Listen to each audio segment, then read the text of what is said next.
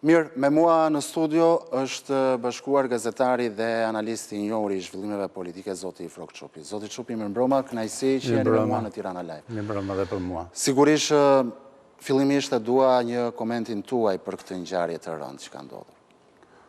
Është ngjarja më e rëndë, besoj se është në krye të ngjarjeve botërore. Besoj se është lajmi më i rëndësishëm i lajmit botëror sot. Për periudhën e sotme të ditës, sa s'ka ndodhur gjë tjetër. Është lajm që e merr bota me njerë, është një lajm që ka, si thua, ka shtrirjen e vet, pozitive, negative, etj. Si ditë si do jetë, por që ka një shtrirje të gjerë, ka një shtrirje të gjerë që nga politika deri tek drejtësia, dhe nga qytetaria deri tek e drejta.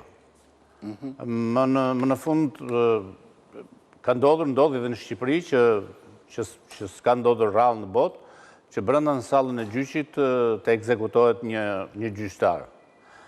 Kjo është çfarë e fokuson botën rreth kësaj ngjarje.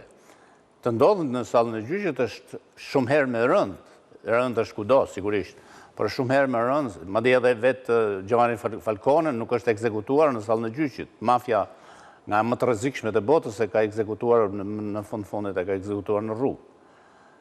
Por s'është fjala, s'është vendi për sentimentalizma, është problemi për të parë se ngjarja ka prapavi. Padyshim që ka një prapavi.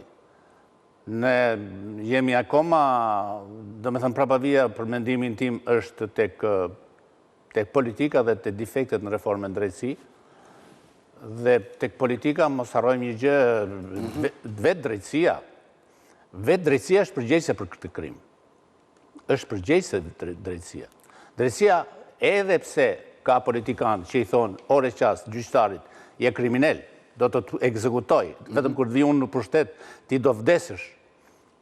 Madje edhe para dje ose sot është kërcënuar një prej gjyqtarëve të Republikës së Shqipërisë. Kjo do të thotë se ky është problemi i drejtësisë dhe i politikës.